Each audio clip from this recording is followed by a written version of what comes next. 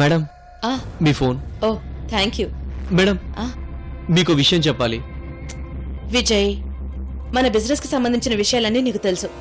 2 రోజులు నువ్వే మేనేజ్ చెయ్యి. అది కాదు మేడం, అది విజయ్, ఈ 2 రోజులు నువ్వు మేనేజ్ చెయ్యి, తర్వాత చూసుకుందాం. ఓకే?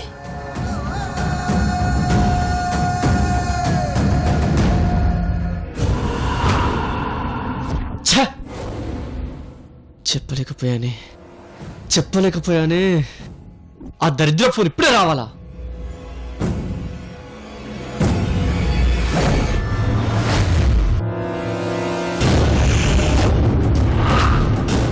మై డార్లింగ్ రోజీ,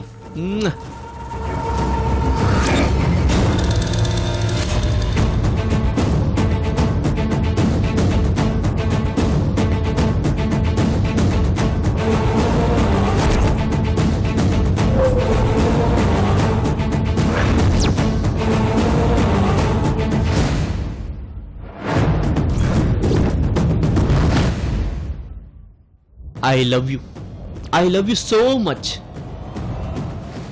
ఈ ఎంగేజ్మెంట్ జరగనివ్వను డార్లింగ్.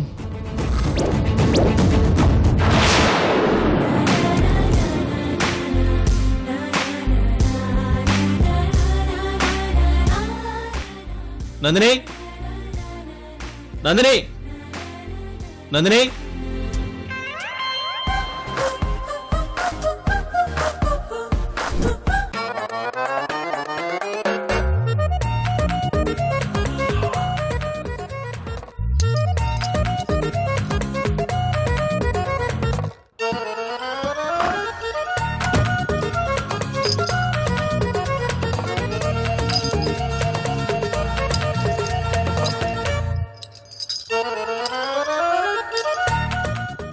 నందిని, నందిని. సిద్ధు, ఇప్పుడు నువ్వెలా తీసుకెళ్తావు? తాళం వేసేసాను కదా. నిన్ను పట్టుకొని ఆ తాళం తీసి ఇంటికి తీసుకెళ్తాను. ఆహా, అయితే పట్టుకో పట్టుకో.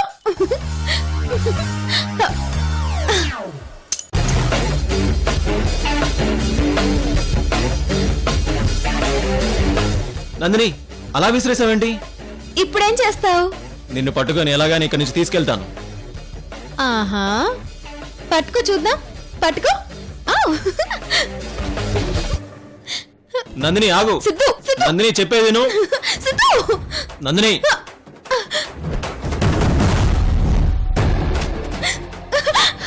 నందిని ఆగు. నందిని, నందిని. సిద్ధు, సిద్ధు. ఇప్పుడేమంటావు? పట్టుకున్నాను కదా. నాకు కావాల్సింది ఇదే సిద్ధు. నన్ను జీవితాంతం నీ భార్యగా ఇలాగే పట్టుకుని ఉంటావా?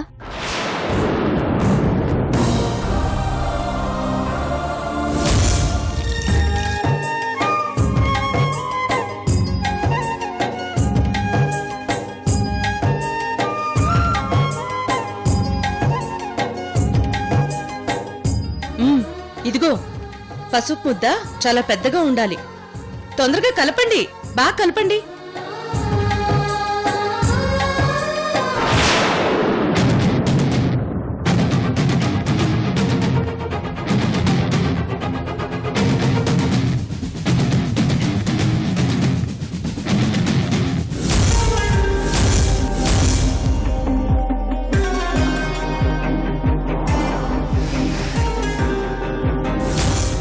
ఇప్పటికే ఇంట్లో మగాళ్ళందరూ దేనికి పనికిరారని పనివాళ్లు కూడా అనుకుంటున్నారు.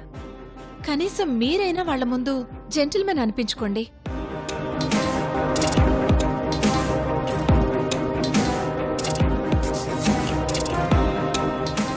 వినోద్, ఏంటి ఆలోచిస్తున్నావు? ఏం లేదు.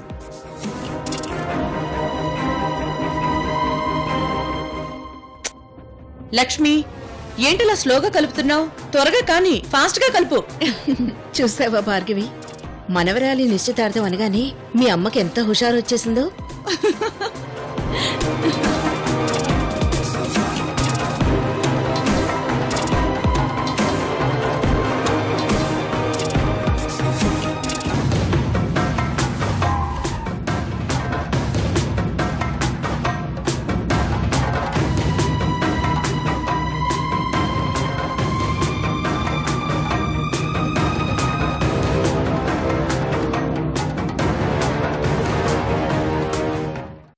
వినోద్ నువ్వెళ్ళి కుంకుమ అక్షంతలు తీసుకురా. అలాగే.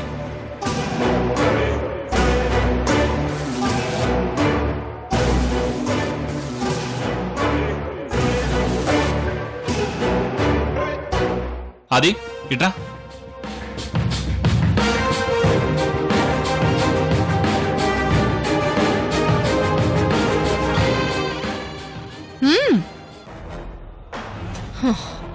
మీ చెల్లెలనేసరికి వాళ్ళిద్దరూ చిన్న పని కూడా దగ్గరుండి చేస్తున్నారు. మన విషయంలో అయితే అలా జరుగుతుందా? నిశ్చితార్థం కూడా పెద్ద పెళ్లిలా చేస్తున్నారు. మన నిశ్చితార్థం కాని పెళ్లి కాని ఇంతలా చేశారా? కనీసం వాళ్ళిద్దరికీ మన పెళ్లి రోజు కూడా గుర్తుండదు.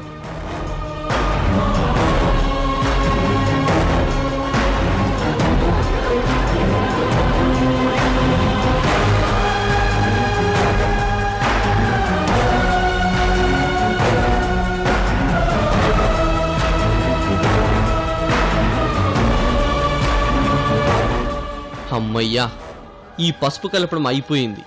ఇప్పుడు ఎలాగైనా రోజీ మేడంకి అసలు విషయం చెప్పేయాలి.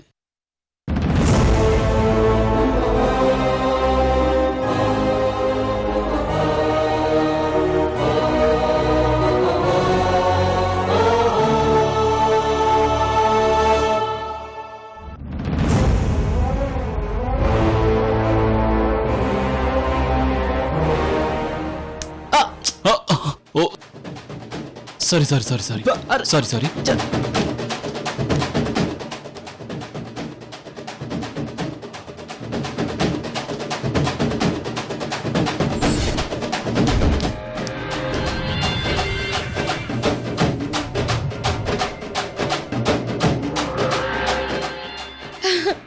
ఏంటి వినోద్, పాపం విజయ్ ముఖం మొత్తం పసుపు రాసేశావు. విజయ్, ముందు నువ్వు వెళ్ళి ఫేస్ వాష్ చేసుకో.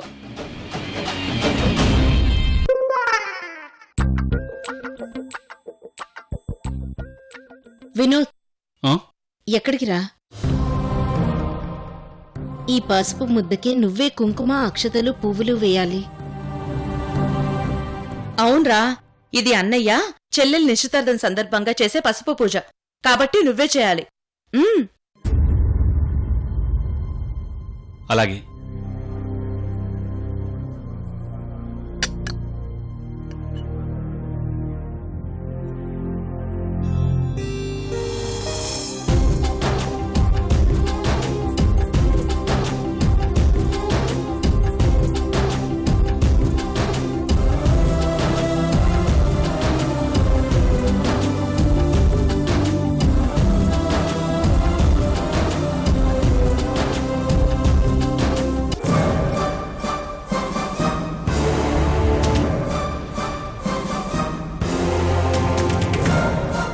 వినోద్, ఆ? నువ్వెళ్ళి మీ చెల్లెలు తీసుకురా. అలాగే.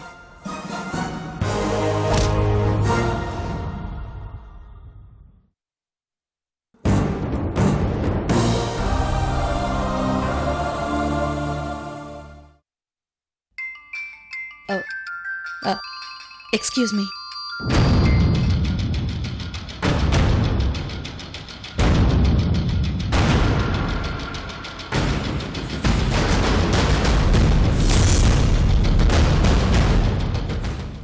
ఇంత మంచి ఛాన్స్ మళ్ళీ రాదు. మేడంకి వెంటనే చెప్పేయాలి. మేడం మేడం మేడం మేడం, మీతో అర్జెంటుగా ఓ విషయం చెప్పాలి.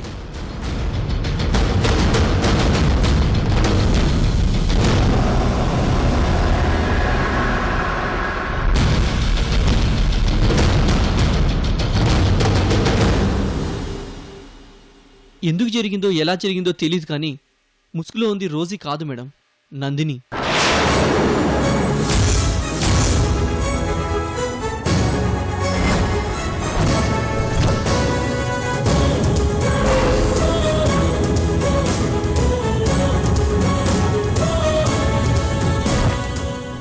ఎవరు చేశారో నాకు తెలీదు కానీ ముసుగు తీస్తే మీకు అంతా అర్థమవుతుంది.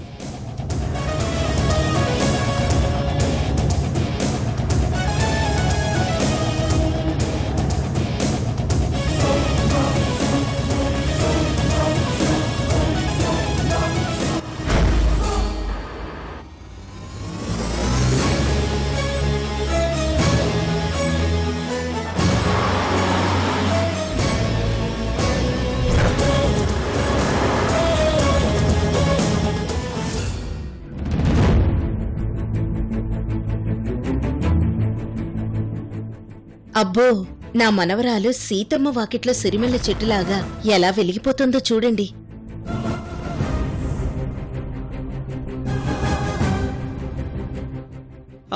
మీరెళ్ళి ఆ ముసుగు తీయండి మేడం, అప్పుడుగానే ఆ నిజం బయటపడదు. వినోద్, నువ్వు 3 సార్లు ఈ పసుపు ముద్ద చుట్టూ తిరిగి కొద్దిగా ఈ గంగాజలం నీ చెల్లెల్ని తలమీద చల్లాలి. శివుడు తన చెల్లెలైన లక్ష్మీదేవికి పంపించిన గంగాజలం అంటారు దీన్ని.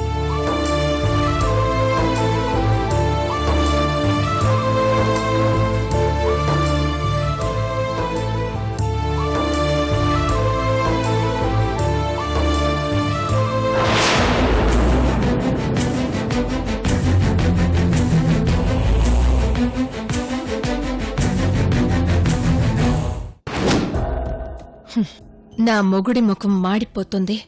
ఈ విషయాన్ని ఎవ్వరూ అబ్జర్వ్ చేయడం లేదు. నా మొగుణ్ణి ఇంకా ఇంకా మార్చేస్తాను.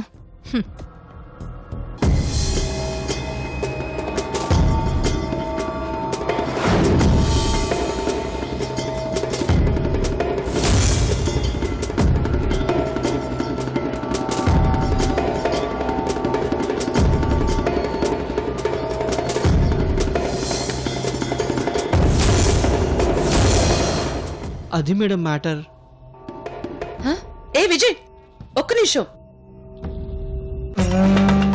హా, ఇప్పుడు చెప్పు. అయినా నీకు ముందే చెప్పాను కదా, బిజినెస్ విషయాలు ఈ రోజు నా వరకు తీసుకురావద్దు అని.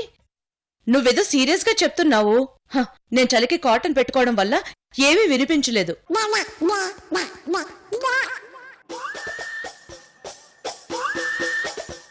హ, పైగా నువ్వు చెప్పిందేమీ పట్టించుకోకుండా నా మనవరాల్ని చూస్తూ ఉండిపోయాను. అయినా ఇప్పుడు నాకు నా మనవరాల ఎంగేజ్మెంట్ కన్నా ఈ బిజినెస్ విషయాలేవి ముఖ్యం కాదు. ఏవైనా ఉంటే నువ్వే చూసుకో. ఇక నన్ను డిస్టర్బ్ చేయకు, ఓకేనా?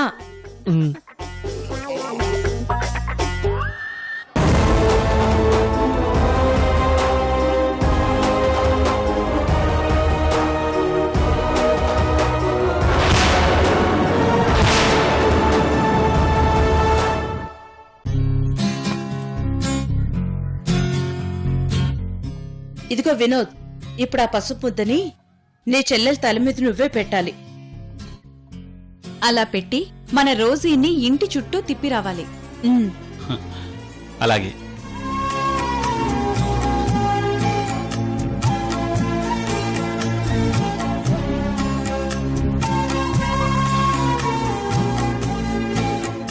వెళ్దామా?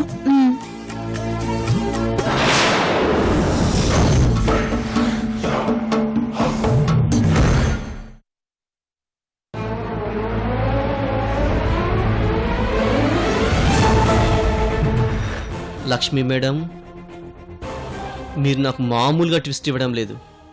ఏమైనా ఈ నిశ్చితార్థం అయ్యేలోపు మీ గుట్టంతా బయటపడేటట్టు చేస్తాను. ఈ నిశ్చితార్థాన్ని ఆపి తీరుతాను.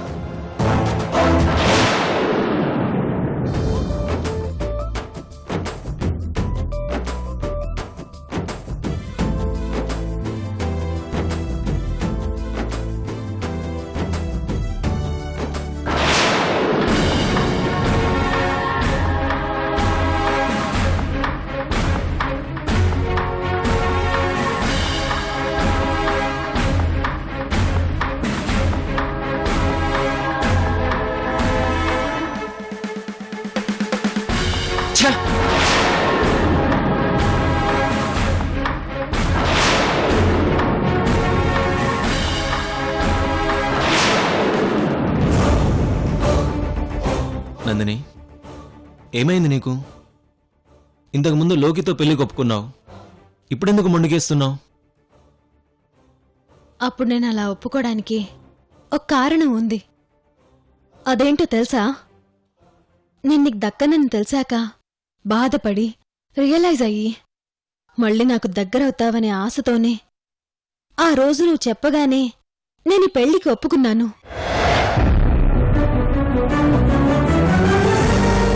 అంతేగాని లోకి మీద ప్రేమతో కానీ నువ్వు చెప్పావనే ఫీల్తో కానీ నేను ఒప్పుకోలేదు. కానీ నువ్వు మొండిఘటానివి సిద్ధు. నేనెన్నోసార్లు నీ మీద నాకెంత ప్రేముందో అందరి ముందు రివీల్ చేద్దామని చాలా ప్రయత్నించాను. కానీ నువ్వెక్కడా బయటపడలేదు.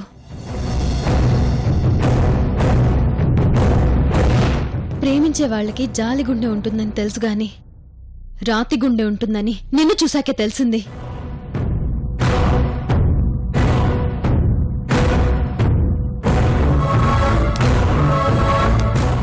కనీసం ఇప్పుడైనా నన్ను నా ప్రేమని అర్థం చేసుకో సిద్ధు.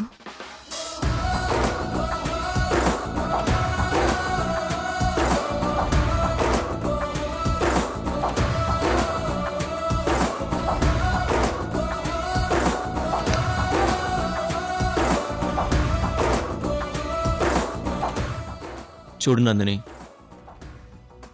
నీకు లోకికి పెళ్లి జరిగేలా చేస్తానని రోజీ గారికి మాటిచ్చాను. ఆ మాట నేను నిలబెట్టుకుంటాను. సిద్ధు, నీకెలా చెప్పాలో అర్థం కావడం లేదు.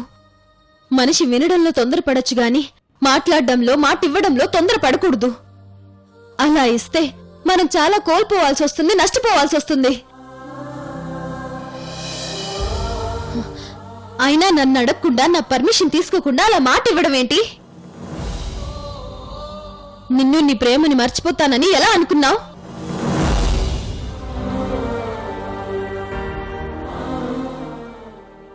తప్పదు నందిని, అప్పుడప్పుడు ప్రేమని ప్రేమించిన వాళ్ళని మర్చిపోవాలి. నేను ఇప్పుడు మర్చిపోయాను కదా, నువ్వు కూడా అలాగే మర్చిపోవాలి. చూడు సిద్ధు, నీ దృష్టిలో ప్రేమంటే ప్రేమించి మర్చిపోవడమేమో, కానీ నా దృష్టిలో ప్రేమంటే ప్రేమించినోడితో 3 ముళ్ళు వేయించుకోవడం. సిద్ధు, జీవితంలో ఒకసారి పోగొట్టుకుంటే తిరిగి పొందలేని విషయాలు 3 ఉన్నాయి. గడిచిపోయిన కాలం, నోటి నుంచి వెలువడిన మాట, జారు విడుచుకున్న అవకాశం. ఇప్పుడు నన్ను పొందే అవకాశం నీకుంది. ఈ పెళ్లి జరిగిందంటే తిరిగి నువ్వు నన్ను పొందలేవు. ఒక్కసారి ఆలోచించు.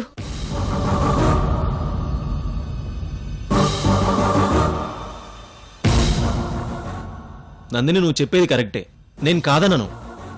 ఇప్పుడు నీకు లోకికి నిశ్చితార్థం జరగలేదంటే నలుగురి మధ్య నవ్వుతూ బ్రతుకుతున్న ఆ కుటుంబం అదే నలుగురి మధ్య నవ్వుల పాలు కావాల్సి వస్తుంది. నో, అలా జరగడానికి వీల్లేదు. నాకు ఆ కుటుంబానికి ఏ సంబంధం లేకపోయినా ఇన్నాళ్ళు ఆ ఇంట్లో ఉన్నాను. నన్నెంతో ప్రేమగా చూసుకున్నారు. నేను వాళ్ళకి విశ్వాసంగా ఉంటానే తప్ప వాళ్ళకి అవమానం జరగనివ్వను.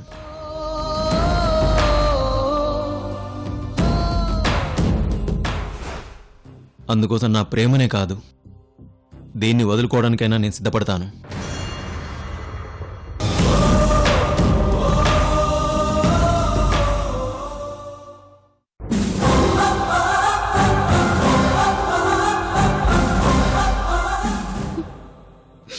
గుడ్, బాగా చెప్పావు సిద్ధు. ఆ కుటుంబం కోసం నీ ప్రేమనే కాదు, దేన్నైనా వదులుకోవడానికి సిద్ధమని చెప్పావు కదా. నేను కూడా నీకోసం నా ప్రేమనే కాదు, నా ప్రాణాలైనా వదులుకోవడానికి సిద్ధం.